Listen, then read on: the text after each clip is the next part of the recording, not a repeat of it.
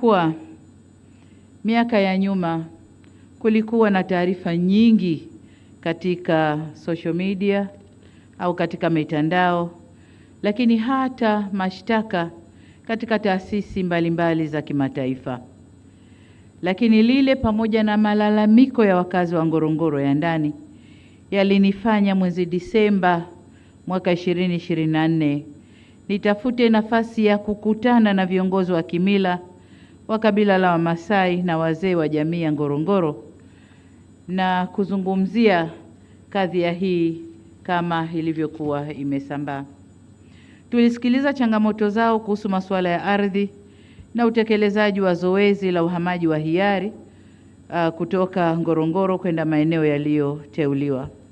Kwa kiasi kikubwa, changamoto zao zilihusu matumizi ya ardhi, uhifadhi wa mazingira, pamoja na utekelezaji wa zoezi la uhamaji kwa hiari lililoanzishwa na serikali.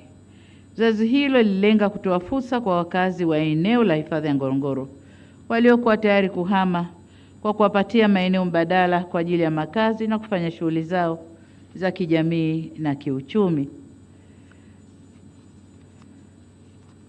Kutokana na changamoto hizo, serikali iliona umuhimu wa kuunda tume hizi mbili, na baada ya kuwasikiliza wenyewe wakazi wa Ngorongoro, tukaona umuhimu wa kuunda tume hizi mbili kwa lengo la kufanya tathmini kama tulivyosema, lakini tathmini ya kina na shirikishi, na ndio maana wenyeji wa Ngorongoro walikuwemo kwenye tume hizi, na hata wataalamu wa maeneo mbalimbali tuliwaweka kwenye tume hizi ili kubaini hali halisi ilivyo na kupata mwelekeo wa suluhisho la kudumu kwa changamoto hizo.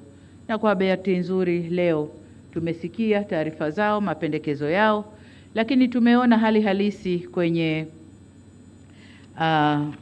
klipu hapa iliyochezeshwa na wote tumeona.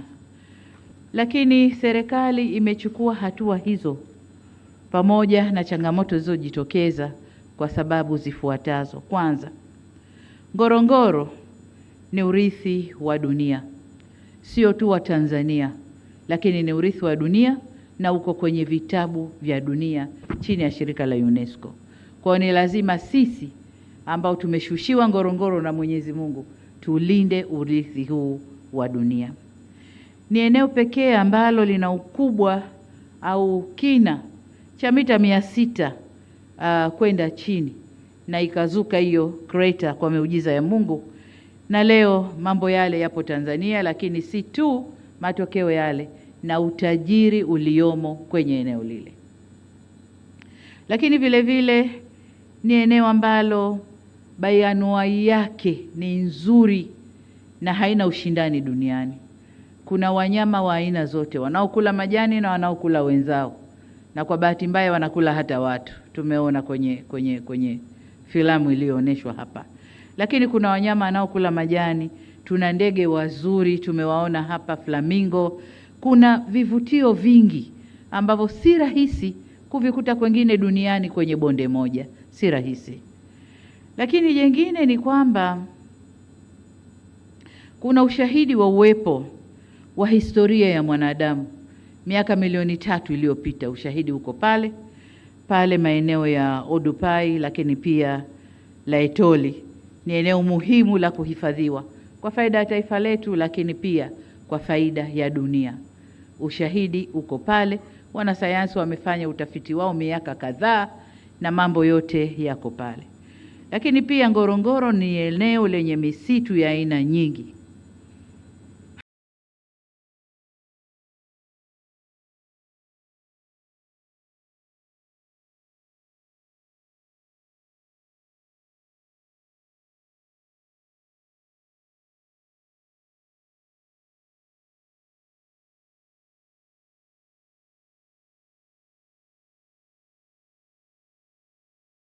Hata tulivyoona tu kwenye ile filamu, ukiangalia tu unafurahi moyo wako msitu ulivyotanda Ngorongoro. Kuna savana, kuna woodlands, kuna maeneo ya misitu mingine, lakini pia kuna maeneo ya volkano ambazo nyingine zinaaminika bado ziko hai pale Mpakai na Olmote. Kwa hiyo ni eneo la kuhifadhiwa ni eneo la kunyenyekewa kwa faida ya taifa, lakini kwa faida pia ya ulimwengu au dunia yetu. Ngorongoro ni eneo la kufanyia ibada na tamaduni za wenyeji wetu. Ina maana kuna watu wako Ngorongoro. Kwa hiyo watu pia ni asset. Tuna asset ya Ngorongoro kama creator fiziki yenyewe ya Ngorongoro, lakini pia watu waliomo mle na wenyewe ni asset yetu ambayo ina manufaa kwa taifa letu. Ni eneo la utalii wa shughuli nyingi. Pale kuna utalii wa game drive, kuna utalii wa kutembea kwa miguu, kuna utalii wa kuangalia ndege na kupiga picha, kuna utalii wa aina tofauti tofauti ndani ya eneo moja. Sasa kutokana na umuhimu wa eneo hilo, kuna mchanganyiko wa shughuli za watu, binadamu ambao ni aseti yetu na mifugo yao, lakini pia ule urithi wa ulimwengu ndani ya eneo lile. Sasa kwenye filamu wamesema tuko kwenye crossroad. Tufanyeje? Watu ni wetu, ni aseti yetu na mifugo tunawahitaji. Ngorongoro tunaihitaji. Tufanyeje? Kamati hizi zimetoa mapendekezo ambayo kama serikali tutakwenda kuyafanyia kazi. Kwa ujumla, nitumie nafasi hii pia kuwapongeza wenyeviti na wajumbe wa tume hizi kwa kukubali kutwishwa jukumu hili zito. Najua lilikuwa ni zito. Mambo yalikuwa ni mengi ya kujadili. Mizunguko ilikuwa ni mingi. Kuonana na watu wengi wenye mawazo tofauti ilikuwa ni jukumu zito. Lakini ni muhimu sana kwa nchi yetu. Niwapongeze kwa kazi kubwa na ya kizalendo mlioifanya kwa bidii, uadilifu na weledi ili kutimiza jukumu mlilopewa.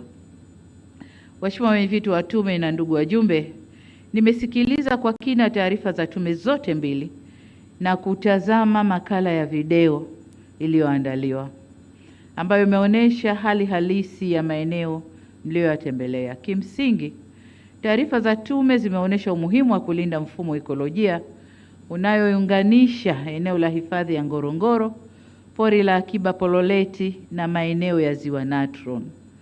Haya maeneo ni maeneo muhimu sana sana kwa nchi yetu.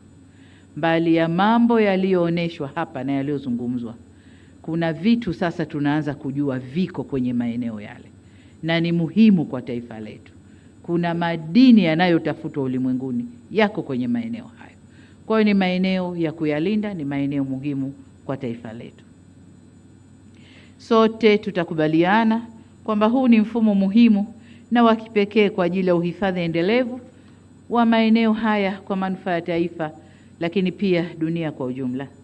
Taarifa hizi pia zimetupa taswira halisi ya changamoto za utekelezaji wa zoezi la uhamaji wa hiari kwa wakazi wa eneo la hifadhi ya Ngorongoro kwenda Msomero, Kitwaibi, Saunyi na maeneo mengine. Nasi tumezisikia changamoto, tumesikia kwamba serikali tulifanya zoezi kwa nia njema, lakini tulikosea baadhi ya maeneo. Na hayo ndio maeneo ya sasa kukaa na kutafakari na kurekebisha. Kwa hiyo tutaendelea na hilo zoezi, lakini baada ya kurekebisha. Ni matumaini yangu na ya Watanzania kuwa mapendekezo yaliyomo katika ripoti hizi ambayo yamekwenda kwenye maeneo ya kisera, kisheria, kiuchumi na kijamii ambayo serikali tumeshayapokea, tutakwenda kuyafanyia kazi, yatatuongoza katika kupata namna bora ya kushughulikia swala hili muhimu kwa maslahi ya wananchi na taifa kwa ujumla. Ndugu wa Tanzania wenzangu, niwahakikishie wananchi wa Ngorongoro kwamba serikali itaendelea kushirikiana nanyi katika hatua zote za utekelezaji wa mapendekezo yaliyotolewa na tume hizi mbili kwa mustakabali wa eneo hili na ustawi wa wananchi kwa ujumla. Kwa ujumla niseme kwamba serikali imepokea mapendekezo yaliyowasilishwa na tume, tutayafanyia kazi ipasavyo. Kwa mantiki hiyo, ninaielekeza kama tume mojawapo ilivyopendekeza kwamba ofisi ya waziri mkuu isimamie utekelezaji wa mapendekezo haya. Sasa nami nimwelekeze katibu mkuu kiongozi pamoja na waziri mkuu kuratibu utekelezaji wa mapendekezo haya na kuhakikisha kwamba yale yote rasilimali zinazotakiwa kwenye utekelezaji wa mapendekezo haya zinapatikana. Na nikitupa jicho hapa namuona mshika fuko la serikali PST yuko hapa pamoja nasi. Nadhani mapendekezo ameyasikia. Ndugu zangu, ninatambua kwamba mchakato wa utekelezaji wa baadhi ya mapendekezo yaliyotolewa na tume unaweza kuibua maoni tofauti katika jamii, lakini pia taasisi nyingine ambazo wana interest au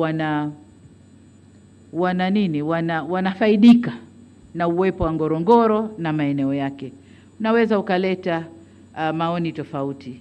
Ni waombe wa Tanzania wenzangu kulipa kipaumbele suala la uendelevu wa eneo la hifadhi ya Ngorongoro na maeneo mengine ya hifadhi. Ngorongoro ni almasi yetu Tanzania, ni mali yetu Tanzania, lakini pia ni urithi wa dunia. Wale wote wanaoleta maneno kwa faida zao, kwa wanayoyaona wao, sisi Ngorongoro Mungu ameishusha kwetu Tanzania. Kwa hiyo ni yetu wa Tanzania, lakini ni urithi wa dunia papo hapo. Hatuna budi kuienzi tunu hii ambayo Mwenyezi Mungu ametujalia. Kwa umoja wetu tunao wajibu wa kulinda na kuyahifadhi maeneo haya kwa mustakabali wa maslahi ya wenyeji wa eneo hilo, lakini pia mustakabali wa taifa letu na dunia kwa ujumla. Napoelekea kuhitimisha, nirejee shukrani zangu sana za dhati kwa wenyeviti na wajumbe wa tume hizi mbili na sekretarieti zenu kwa kazi kubwa ambayo mmeifanya. Kazi zenu zimeweka msingi muhimu wa maamuzi ya serikali katika kushughulikia suala hili muhimu kwa taifa. Na hichi kilichofanyika ndiyo wanasema nini? Uongozi wa watu kwa ajili ya watu. Kama kuna malalamiko ya watu, natumia watu wenyewe wa Tanzania, nendeni katizameni na tukubaliane nini tunafanya. Huko miaka ya nyuma zingetoka pesa nyingi kutafuta kamati za ushauri kutoka nje, mabingwa. Wakati wao wametoka nje wanakuja kufanya consultative services kwetu kwa Ngorongoro ambayo ipo kwetu, tunaishi nayo. Kwa tulichokifanya hiki ni Utanzania. Hongereni sana. Sasa nihitimishe kwa kuhakikishia kwa serikali itaendelea kushirikiana na wananchi na wadau mbalimbali kupata suluhu za kudumu kwa changamoto mbalimbali zinazotokea ndani ya nchi yetu. Na tunafanya hivyo ili tuweze kulinda uhuru wetu, tamaduni na mila zetu, lakini na heshima yetu kama taifa, kama nchi.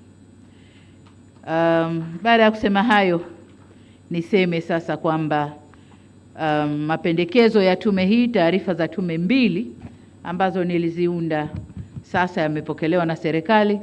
Tunakwenda kwa utekelezaji wake, na asanteni sana kwa kunisikiliza. Asante. Naomba tusimame, makofi mengi kwa Mheshimiwa Rais. Tuongeze tena makofi mengi kwa Mheshimiwa Rais.